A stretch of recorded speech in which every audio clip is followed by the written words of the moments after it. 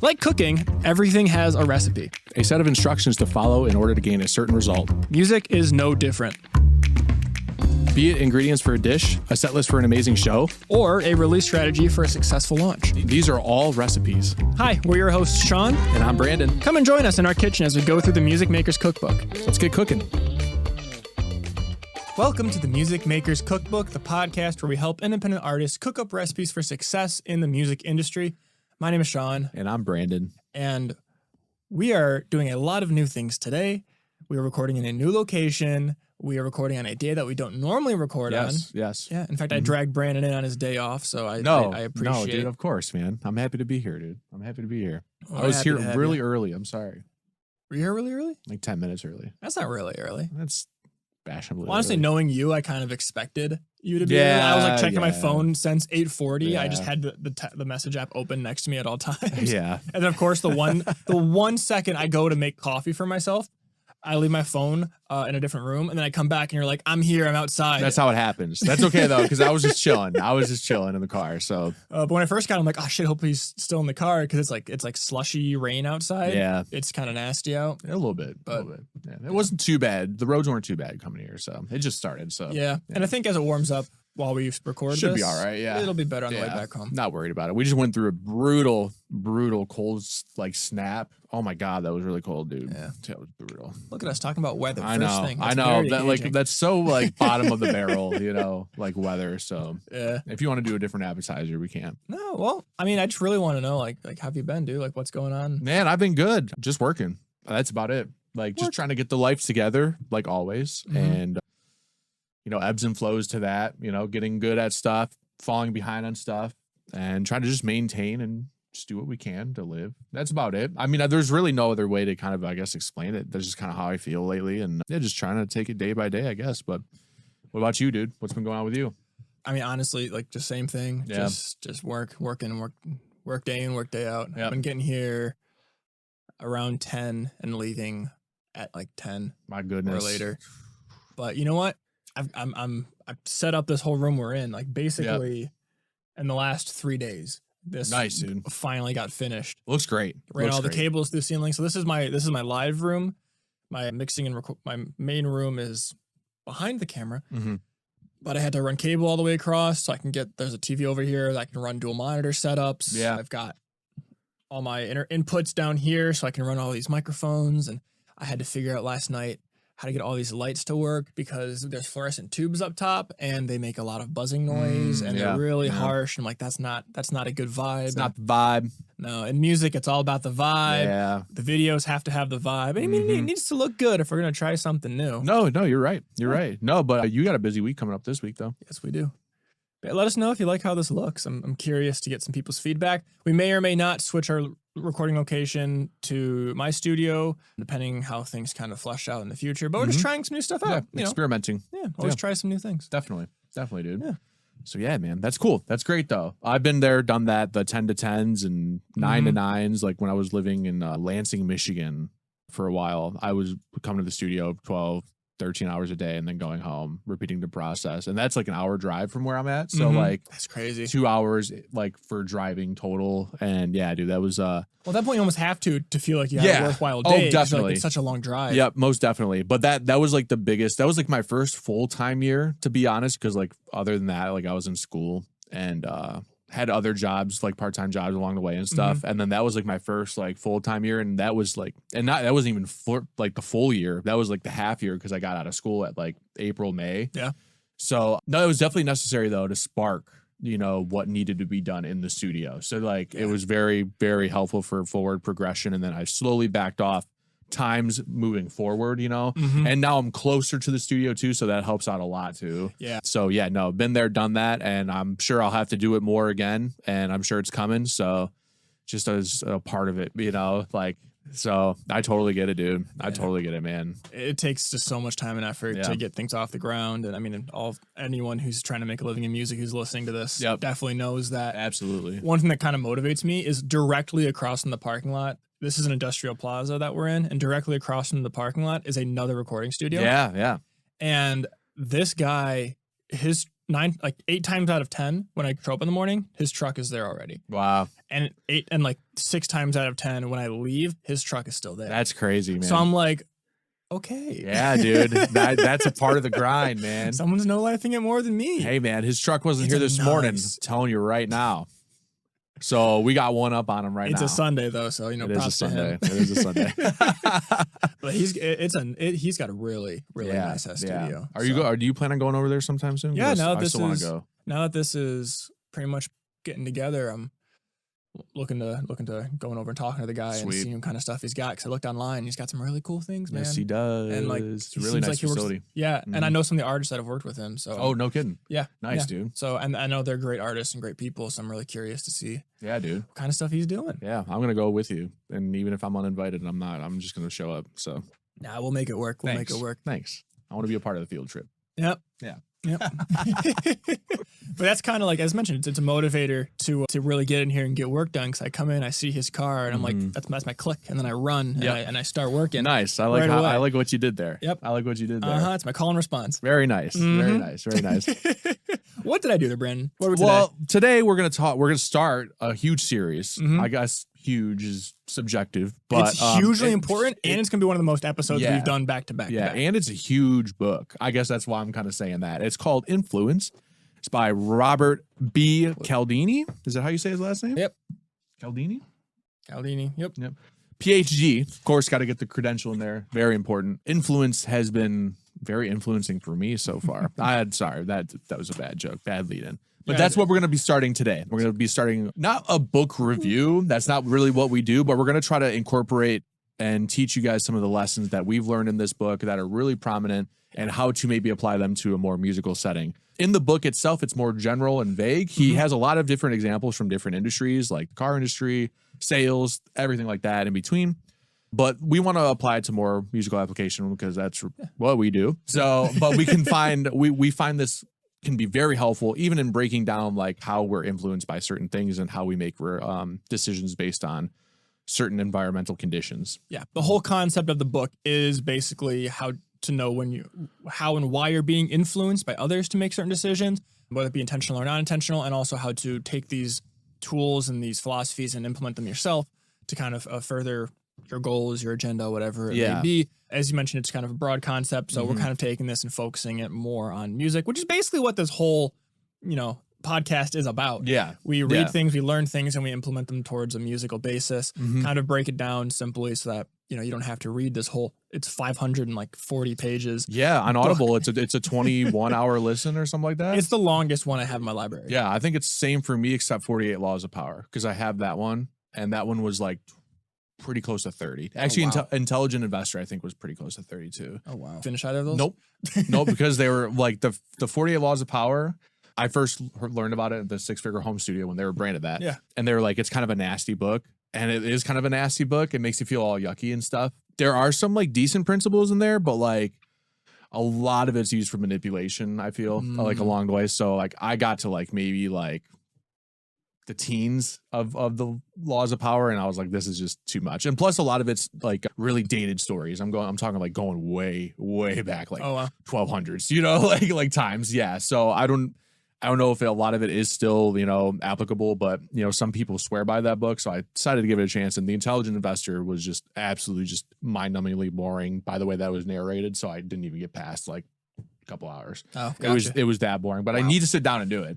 But man, it was really boring. This book, however, is great. And it's more psychology based versus like it's like you're manipulating people. It's a psychological warfare or whatever. It's more like, hey, these are observations that we've made. This is why we work this way. This is what you can do about it to fight against it, or this is how you can use it. But like, it's not, there's no morality to it. It's not, this is evil, this is good. It's just, this is psychologically and biologically how humans kind of function. Which, to kind of start off with it, let's dive into the lead-in that I had into this episode of the whole click run philosophy. Yeah. Which something that he observed it was geese, right? I think so. original, like the example that he gave. Yeah, it was geese, and then he did an example on college students as well. College students are like geese. Yeah, I mean, honestly, they really are. They all flock together, right? Yeah, I was gonna say they honk a lot. They do honk a lot too. Trust us, we've been college students, so we're allowed to say that. But yeah, he observes it through a couple different stories that he kind of like tells us along the way. The click run approach is really how we respond given cues, and like the click run part of it is like the most important part because there's actually two ways we can respond. Click run. Can you describe it? You described it really well before we started. Well, I kind of accumulated it similarly to the teachings of Atomic Habit and James Clear, where to start a habit you need a general cue where you see the cue, and then the habit is formed around what your reaction is. Yeah, that's what click run is. You see the cue and you have a reaction to it. But the click run thing is more of a biological, psychological reflex, where it's more of a subconscious thing where, you know, you hear a crying baby and you want to help it, or you see a kitten and it's like, oh, that's so cute, and your mood gets better. Or one of his great examples is you see this is an example from How to Make Friends and Influence People. You see a genuine smile or receive a genuine compliment, you're going to feel better. It's going to help improve your day. Yeah, just because of it's naturally wired in the brain of we have the click and the run is like how it affects us. Yep, it's instantaneous. Yeah, yeah, and he uses this as kind of an example of more on a sales and a business aspect of it. And one of the examples he gave is of this jade necklace that this one person was selling. And it's the whole philosophy of we have this general concept in society where if it's more expensive, it's more valuable. You get what you pay for. I know my grandpa's told that to me plenty of times. My dad's told me I've heard that many times myself. Yep, you get what you pay for. It's well known. Where it's like, oh, if I'm paying more money for it, it's got to be a better quality thing. It's got to be a better investment. This one person who owns a business had these jade necklaces that she just couldn't sell. And accidentally, when she went on vacation, her assistant manager bumped them up by like three times the value or something. Because they misread the note that she had left. And all of a sudden, even though they were 3 times more expensive, they started selling a lot faster because people assumed that they were better quality pieces of jewelry. Now, this thing happens in the music industry all the time. Yes, it does. You ever heard of Gibson? Yeah, Gibson's a massive one. I mean, I don't think there's almost a better example of maybe Pro Tools, like their stuff that they have. Like I could probably argue, but I think Gibson's probably the most known for this. It's not even, it's like not even the case like most of the time. Now, sometimes Gibson does have great guitars. And the only reason why I'm saying that is because I'm a guitar player and I don't want to get wrecked by people. But, you know, sometimes they do have nice pieces, but a lot of the times they have like a lot of flaws. Like their headstock is a big issue. That's always a source of contention on Gibson guitars, is that they either break easily because of the way that they're designed, or they don't have a good tuning stability with them. And then they like went to this like automatic tuners, and which was really weird. And like they just had like a lot of issues with them, but you saw everybody playing them because it was like a source of, it was almost like a image of wealth at one point. Kind of, yeah. And it was the old Vanguard. It was the classic rock guitar. You know, like that's what before Fender was a big thing, like with rockabilly and blues, and like that was the sound. So it kind of got grandfathered in as this is old school tone sound wealth. And we actually kind of talked about this last episode. Fender was the cheap guitar. Exactly. And like, and I think we found out over the years that is not the case, right? No. Well, it can be. It can be at some points. Of diminishing returns. Absolutely. Something I know you like to talk about. Yes, absolutely. It can be, but that's not always the case. Yeah. And the reason why we have this sort of mentality built up that more expensive equals better is because our decision-making process as humans can be very laborious. To save time, stress, and emotional like stability, we have to make decisions very quickly based on what we're given in our past experiences. And that's where that kind of comes from. It's a little bit of a shortcut, which is what Robert talks about in this book. Yeah. And you need those kind of you need those subconscious quick responses when it saves brain power, which the brain is all about being lazy. Absolutely. Which is hilarious to me. And also, it's like one of the most powerful things in this world is how lazy our brain is. It just wants to be lazy. Yep. But that makes it so we don't have to keep on thinking about rules and changes or whatnot. You can take in all this information out there and react accordingly. You see the light turn from green to yellow to red when you're driving, the brain's like, stop. You don't got to think about like, Yep. oh, well, I need to apply my foot to the brakes and At like this put at much pressure, and yep. slow it down. And Mhm. I What have are the this road much- conditions? What's the weather out there? What are my treads on the tires look like? Exactly. Yeah. Yep. Mhm. The brain kind of takes care of that all subconsciously. Mhm. Same thing, can happen in music. Yeah. And like when you're in the studio and whatnot, where it's like, oh, this doesn't sound good. I'm gonna tune my guitar. Mhm. You're not thinking about like, oh, well, it's I gotta like make sure that I twisted a quarter turn, and Yeah. like test it, and like do this and that. Like after a while, it just becomes kind of second nature. I mean, I skipped the best example of it possible. The more you practice a riff, the more you practice a song, the more you sing the words, the easier it is in your mind. There's a reason why, like, when you really practice, especially like a riff or whatnot, when you come to perform it live or reproduce it, it's back of the mind. It's muscle memory. You're not Yes. even thinking about it. Otherwise, you wouldn't be able to sing and play guitar or sing and play piano Yeah. or the craziest thing, sing and play drums at the same time. Yeah. It always blows my mind when people do that. I know. I mean, just as a like the drummer holds down the entire band with the rhythmic section, especially, and like I just can't even imagine doing anything else but focusing on that. Yep. Right. Like that just takes so much mental power and Mhm. strength that like adding in vocals or anything else at that point, forget about it, dude. Yep. I couldn't do that. No way. We I mean, all know maybe if I if- practiced enough, maybe. right? Yeah. That's So- the thing. We all know what flow state is. We all know what it is to like just let it happen. Yeah. Let the subconscious take over. Or let the practice that you've put into it come through in the music. Yep. And that's basically what this is all Yeah, about. absolutely. Yeah, like I said, these shortcuts are very important to us. We hold them dearly, and they are kind of stereotypical at some points, Mhm. like the expensive equals better thing. There is a name. There's a technical name to what he calls this. This is called human automatic action. Mhm. So if you want to go look that up, I'm sure it'll point you to the book itself. Maybe there might be extra content on that too. That is just purely for Googling purposes that I brought up that term. So, Also for SEO. and SEO. Hey, Yeah. We'll talk about SEO at another time. we will. It's on the list. I'm We so talk about it all the excited time. about it. We talk about it all the time. I'm the only one who's excited about it, but I'm so excited about it. Dude, I looked up my SEO. Yeah? I'm so sorry. How'd you look it up? I just used it, Google Web Speed, something like that. Yeah, they actually rate your SEO. Okay. I'm saving this for later. Yeah, and I actually scored pretty high. It was like a 94 or something. Oh, damn. Yeah, I was Under what pretty search impressed. terms? I have no idea. It just does a baseline. Okay, of, like, Google how what it's speed? It's like Google website speed or something. I don't even know. Yeah, just speed test. SEO. Whoops. Okay. So I'm saving that for later. Yep, page speed insights. Perfect. Yep. Okay. I am so glad that we deferred from this conversation in order to I have this had thing. to bring it up. I was proud of myself. I just did it yesterday, so that's why it's top of mind. Yeah. Anyways, I'll let you go back into talking about like Yeah. about whatever you're talking about. Yeah. There's also another way that we make responses too. This one that we just talked about, click run, is very instantaneous. The next one is called controlled run. And this one is a little bit more nuanced. This one takes a more informed response to the matter. He gives this great example of us accepting information from an expert as just being good, right? Being accurate. We Mhm. don't think about it twice because somebody is labeled as an expert in the field. So we're just like, that's great. Sounds good. Yep. Now, if you have time, right, and the ability and the want to do so, then you can actually go through and synthesize the information that this expert is teaching you, and you can go learn it by yourself. And then you can make a more informed decision whether the expert is correct or not. That is called the controlled run response.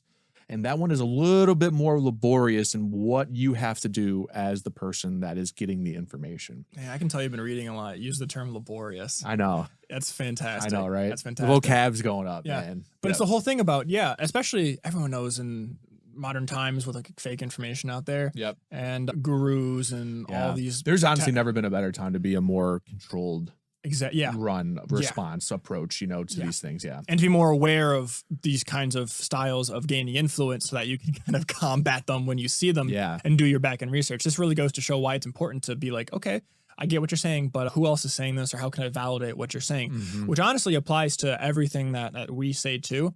I mean, we can't use advice buffet, but this is a cabinet of wisdom, and you can. Ooh, you I can like that. Take whatever products you need or whatever ingredients you Yeah. need to cook with. The pantry of wisdom. Pantry of wisdom.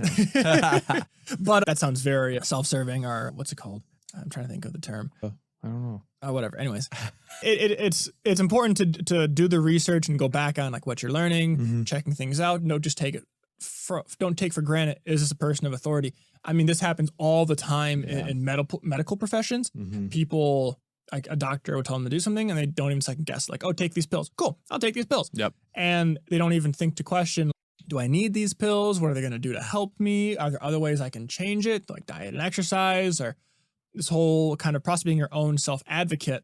Unfortunately, I know we both know one person who's had a lot of health issues that they've had to be an advocate for themselves with and try other ways to get better. Absolutely. My girlfriend has a couple health issues. She has a disease called lupus where her body attacks herself, and the the doctors were not a very big help with that. Yeah. So she had to take it into her own hand and like change her diet, and she got it into remission, clinical remission. That's which means great. It no longer really affects her. Yeah. But the doctors didn't even tell her when the test results came back that she was in remission. She only found out like 3 months later when she looked at her own charts and asked. Gotcha. So it's like, yeah, you got to. It's really hard to interpret those charts. It really is. Yeah. It really is. But it just shows that you have to take that extra step to be like, yes, is this the right thing to do? Let me do my own research. Let me look at the actual facts to see like what's the next choice for me to make. And this really applies in music. Yeah. And we talk about, hey, look what this person's doing, look what that person's doing. It's like, well, why is it working for them? Right. What are you doing differently? Just because someone says, oh, if you buy this program, you'll get your song played on, like you got 100,000 plays on Spotify on this one playlist. It's like, well, is this a bot playlist? Is this a good playlist? I mean, this person's got a lot of videos talking about how to make it in music, but like, is this a good source or a bad source? Or there's a lot of stuff out there. And a controlled run. Yeah, this is one of those things where it acts as like more of a defense mechanism for you, just so that you don't spend all this time and money on buying certain courses that are promising certain things. That was really vague, but like, I don't think there's a better kind of way to say it, because you're being sold stuff a lot and almost all the time on social media these days. And a lot of that comes through courses, and some of these courses do not provide the value in return for what you're paying. This is one of those things where you need to do your research and make a more controlled run response to this, right? And know where to put your time and money. Now, one of the ways that we're kind of taught, or one of the ways that we kind of are influenced, is by getting a reason from somebody, right? Yeah. So like this person that's selling you should buy my course because, and Dr. Cialdini, is that how you say his name? I don't know. It looks like it's Cialdini. Yeah, I'll just say Cialdini. I know it's probably not the right way to say it, but one of the reasons why we get sold stuff and get convinced and influenced so well is because we are given a reason on the back end of things. You should do this because. That because is really important. He actually highlights it in a Xeroxing example in the book, where this lady, she goes and wants to use the copier or the Xerox machine. And she says, hey, can I use this, right, to the person that's in front of her, because I'm in a rush. I think he said 94% of people let her through that line. And because I'm in a rush. She did that again without giving the reason. Only 60% of people let her through. Then she did it one more time. And this one was, I need to, can I use the Xerox because I need to use the Xerox? Yes. She gave the exact, it basically double down on the question. Yep. And it actually worked. And I think 90% of people actually let her through again. Yeah. Just because of the word because. Yes, absolutely. And we're influenced by such tiny little details in vernacular and just like overall action from other people that that just becoming aware of these certain things and being able to make a better click run response helps us in the long run. I haven't even mentioned music. Sean's talked about the music the entire time. I'm not even on the Music Maker's Cookbook right now. I've said nothing but theory up to this point. But I think it's just really important to illustrate it in other concepts so you can apply it to music, right? Oh, yeah. So I'm very sorry that I'm very heavy-handed on the theory today. No, I'm very happy about that because when we were prepping for this, you were taking notes on the material, and I was focusing more on how it implements, which kind of works back in this back and forth kind of thing. You're You're absolutely setting me up, and I'm hitting, then I'm pitching it back, and it's that's perfect. Working. Yeah, but this is exactly something that you can utilize in getting people to, buy your merch or go to your shows or whatnot. Having a reason thrown into it makes it the next level. I mean, everyone knows the guy who's like, hey, come to my show. It's like, I don't really need to go to the show. Yep. It's like, hey, come to my show because it's going to be a phenomenal show. Yep. Just that reasoning of like, oh, maybe it'll be fun. That'll Maybe increase your chances of that person coming. Exactly. Yep. Everyone knows if you have a split ticket, like, oh, come to my show because this band's going to be there. And if you like that band, you're going to love us. It's going to be a great night. Yeah, Just having that reasoning of because here's an extra step to do it. And even when you're on stage, if you're in between songs, be like, hey, if you really like us, go buy our merch because this will help us get to the next town. Yeah. Or because it shows us that you guys like the music. Or because it just helps us as artists, or anything you can do to give a reason behind what you want them to do. Yeah. Even if you can make it funny and give the same reason like we kind of talked about, buy our merch because, well, just buy our merch. Like I'm sure people would laugh at that and be like, okay, that was pretty good. I'll go at least take a look at the merch booth at this point, right? Exactly. Because even that study had showed that people will respond to something like that, which is it's really interesting to me. But I feel like the more that you are able to make a more controlled run approach, that kind of diminishes over time. But that's a very quick run instance, though. Yep. Very quick run instance. But I love this book so much so far, and like I just want to ask him questions if we can get better click run responses over time, right? And teach ourselves a little bit better, to make those controlled and the click to blend a little bit, right? So. Well, here's the thing. We'll tackle this more in the future. I think there is that answer later on in the book. Oh, because he haven't gotten there yet. Well, he bleeds into like how you can stack these layers of influence. So there's something that we're going to talk about in a later episode called social proofing, which is because other people are doing it. Like we trust the herd. We want to belong in a community. So if a lot of other people are doing it, we're more inclined to do it, which is why like a lot of 1,000 5-star reviews are going to get you to buy something more than a product with 10 5-star reviews because there's 1,000 people who have done this. So they got to know something. If 1,000 people are doing it and rating it, we're good to go. Yep. And that kind of can work with this. Like, let's say you're at a show and you say like, hey, buy our merch because, we'd love to have you be part of like if you have like a term for your fans, like let's say your name is the Punk Heads. You're like, hey, we want to have you be join the head gang or whatever. This is bullshit. If your name is the Punk Heads, I'm so sorry.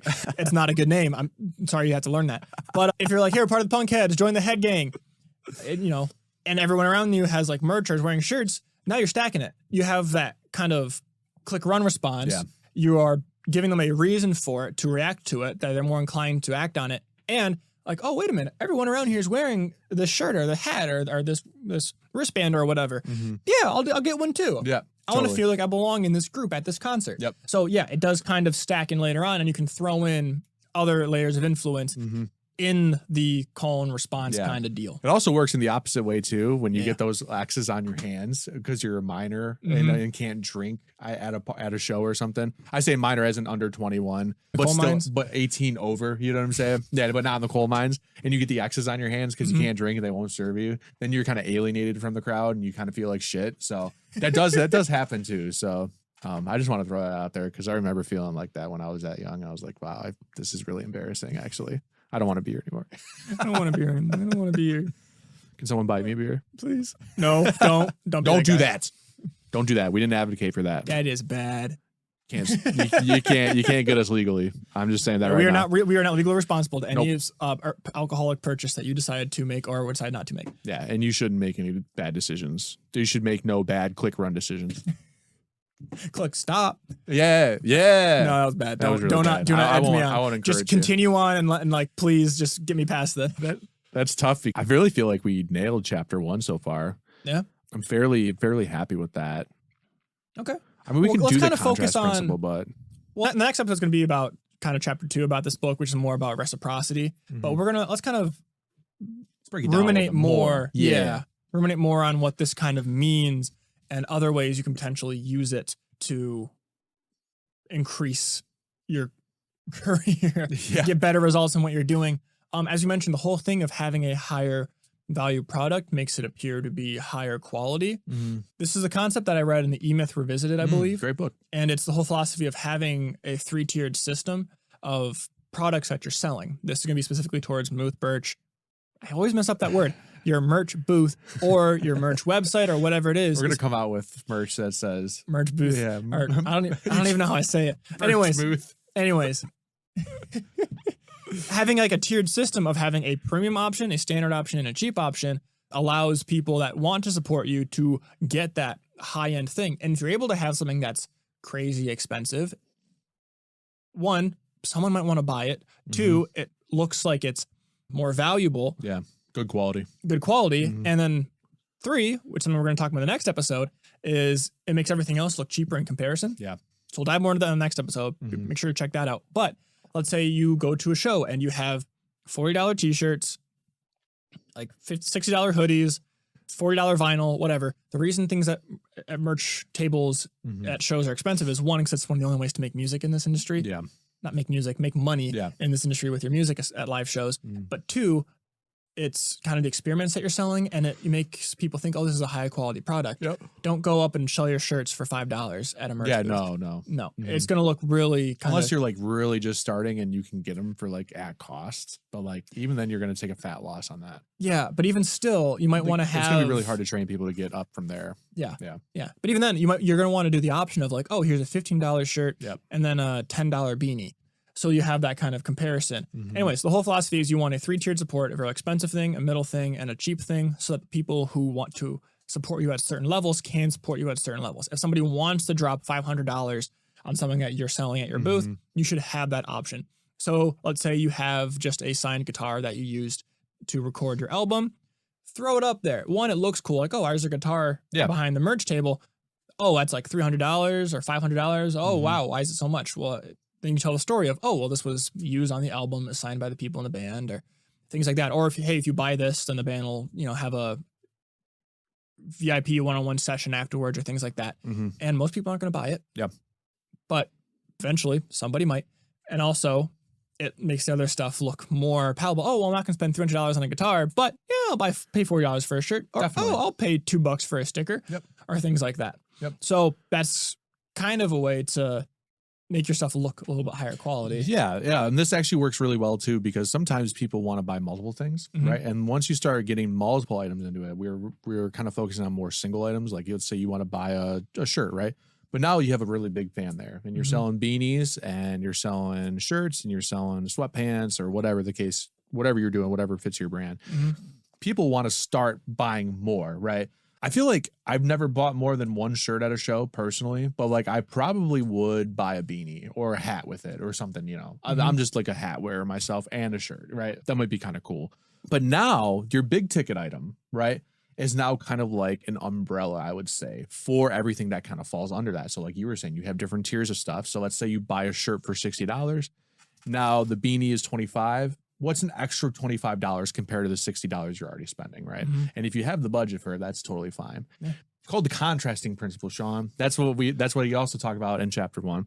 He uses the example of buying a car. Now this is way more extreme and actually works way better because you can rack up money really quick with it. Oh my God, yeah. So let's say you're buying a car for $25,000, which would be a godsend in this economy. But let's say I got mine for 23. Yeah, no, that's why I love the Maverick, because I want to get one. Because really bad. It's a great car. Yeah, dude, I want to really bad. Anyways, go on. Because we're gonna start talking about cars. So let's say you buy a car for $25,000, and the salesman goes, "Hey, why don't you add the extra floorboards or something, or do you want a floor for your car? Or like yeah, like the weather mats. Yeah, the weather mats and stuff. Yeah, for an extra $200, right?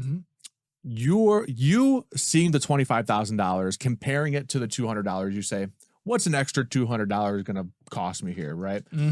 Fuck it, let's do it. Oh, what about the upgraded stereo? You're going to be driving a lot. Might as well listen in luxury, right? It's only $500 more. Fuck it, throw it up there. Well, all of a sudden you're up $700 now on this $25,000 car. Heated seats. I want to be comfy. Yeah, that's it's only an extra $800, grand, right? Fuck it, let's do it. Okay, well now we're up to like 26,700 or 26,700. Yeah. So that demonstrates the contrasting principle, is that you can start stacking these things under the most expensive item. And all of a sudden it blows up to this thing this person maybe didn't want to spend in the first place. I don't want to make it sound like manipulation. That's not what we're trying to do here, right? But that's just normal human psychology. So you start bundling things, and all of a sudden you're like, well, I have all this and I spent way more than I should have. We've all been there. I've spent way more than I should have too. And they're done that. It's contrasting principle. And part of the way, like another way you can do it is if you're selling stuff, you can create bundles. Like this is like the mega fan bundle, or if depending on what your band name is or whatnot, you can make it so it fits in with your brand. But you can have yeah, it's $60 for a sweatshirt, $40 for a shirt, and $20 for a beanie. Yep. That's $120 if you buy it all individually. Yep. Or you can get the fan bundle, mega fan bundle, and it's $100 for all three. Yep.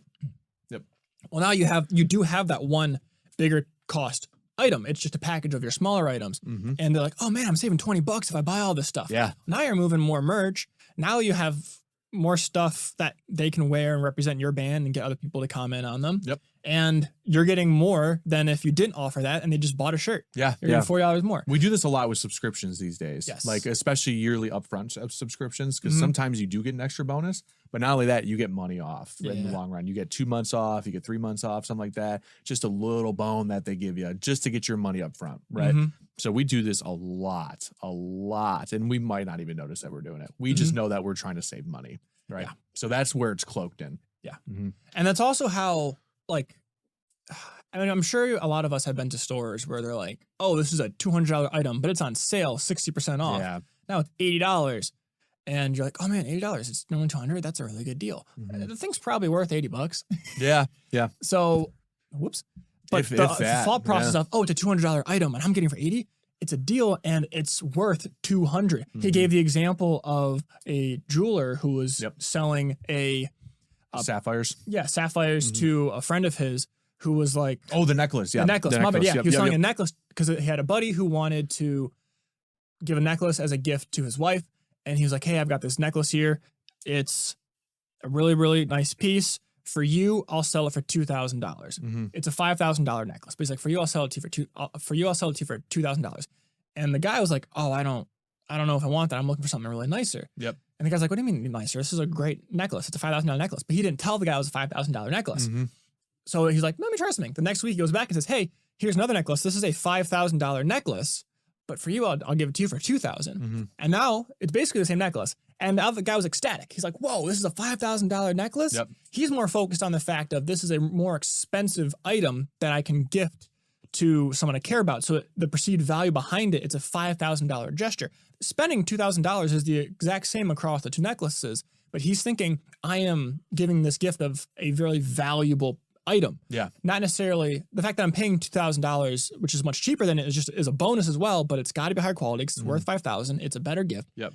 And the same thing you can apply to your music and how you sell your tickets or stuff at your shows or things like that. Like, Yep. hey, this is a $100 whatever, and if you come and buy it at the show, we sell them $50 at the show. Yep. So if you have things to sell online for $60, sell them for $40 at the show. Mhm. One, incentivizes them to come out, Yep. and two, they save money when they get there, and they're like, oh, this is a really expensive piece of gear, or this is whatever. I'm getting it for a better price. Yep. This works more for retail settings. It's hard to implement as a musician. It is. It's a little bit tougher. Yeah. A little bit tougher. But yeah, I something mean, you can the point still stands though, because like you can do this through exclusivity too, where you go to a show and you can only buy the tour shirt at the show, right? They're not going to sell it online because they want to encourage you to come get the tour shirt.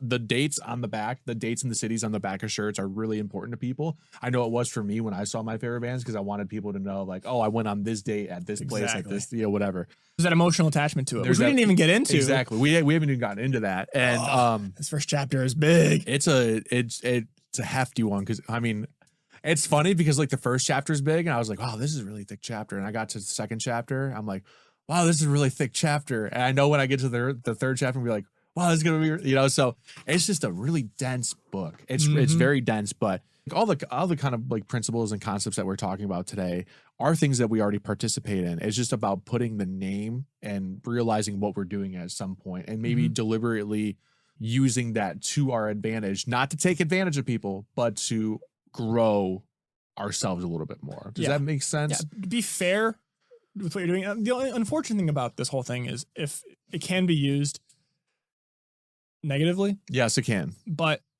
if And you he believe- mentions that. and he there. does, yeah. But Mhm. if you believe in your music, if you believe that what you're giving Yes. people is helpful, hey, if they buy my merch, they're part of my community. My community is a really loving community. Mhm. My music's very helpful for people. I want them to be able to spread my music or things like that. If you have faith in what you're doing, there's more of a reasoning behind it. Yeah, as long as you're meeting the mutual exchange of value between two people, this is not a moment where you take advantage of people, right? This is a very handshake, like I feel good, you feel good moment, right? Yeah. We both win, Yeah. right? real quick, going back to click run, did he give the example in the book of like why comedians and musicians will say, "How you doing, Detroit?" or "How you doing?" I don't think he did. No. Okay, that's kind of a click run because it's an instant way to get people more excited and involved because people are emotional towards where they grow up. That's why they want to get that shirt that has their city on it. They have pride of where they at and where they are. We talk about this in our live series about why you don't want to insult where you're at or where people are. Mm-hmm. Yeah. But it just has that connectivity of like, oh, I'm here. I'm proud of where I live. I'm now more excited and more engaged. I'm more focused on listening to it because they've acknowledged something that's important to me. Totally. That's another click run. Yeah, absolutely. I mean, there are click runs, I feel like, all over the place. All over the place. And we don't even recognize it. I mean, how you and I respond to each other on the podcast is a click run sometimes, right? Like, it's really just the foundation of how we respond to certain things in life. I love this book. It's a good book. It's a really good book. I keep talking it up. Like, I wanted to say, like, I know I said this in the beginning. We're not giving a book review and we're not necessarily teaching you the book. Yeah. But like, there are principles in here that we have to get down in order to demonstrate certain aspects of examples that we're going to bring up and talk to you guys about, because we highly recommend that you guys go read this book, buy the book, listen to the book, whatever you need to do to get the book and consume it. Think about yourself, how you're going to implement it. Yeah. Yeah. Absolutely. Absolutely. I keep cutting you off. I'm sorry, man. No, you're fine, dude. You're fine, man. I'm just pumped along with you. Yeah, dude. But anyways, I think that kind of covers this whole first chapter. I think so too. Yeah, kind of laying down the foundation of kind of what we're going to be talking about, this more psychological aspects of it. Click run is something that's throughout this whole book, that's going to be throughout this whole series that we do on the podcast under every single kind of influence we're going to be talking about. Yeah. So it's important that you kind of think about it and acknowledge it and kind of consume what this actually means as it goes throughout and how powerful of a tool and a law and a rule that it is. Because, you know, humans have biological, psychological reflexes that just happen there. So really, really important episode. Really appreciate you listening to it. If you're still here throughout this whole thing, we got some awesome episodes coming for you in the future. Next one's going to be talking about reciprocity, which I'm really stoked to talk about because a lot of what we're going to be talking about really relies heavily on this episode. Absolutely. So it's going to be a killer one. Can't wait to talk about the Go-Giver in that one. So just a little. You don't have the slideshow. I'm so sad. I know, not right now. I swear. Okay, so if you guys want a slideshow, make a very controlled run response to us. Tell us why you want the slideshow. Then we'll upload a slideshow. So maybe this can be like a guided podcast activity, right? And then you can take notes in the margins of the PowerPoint. That's my academic school side coming out in me, right? So. You're gonna have to convert it into a Google Slides one though, so that everyone can access it. Okay. The slideshow looks really pretty on Keynote though. They're really pretty. And it's gonna be a PDF. Oh, okay. Can you do notes on the sides of PDFs? I guess you can. With an iPad. This Apple elitist over here. I'm not sponsored by iPad, or Apple. iPad. Oh boy. iPad makes apples.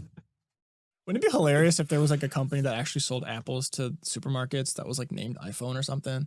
That would actually be really funny. That'd be hilarious. On it. Yeah. That'd be great. Yeah. We might have to do it. That was a really dumb thing. We'd get sued on it right away. Oh yeah. Yeah. Oh my God. Yeah. Sued into oblivion. We wouldn't be here anymore. No, we're not. We might be in jail.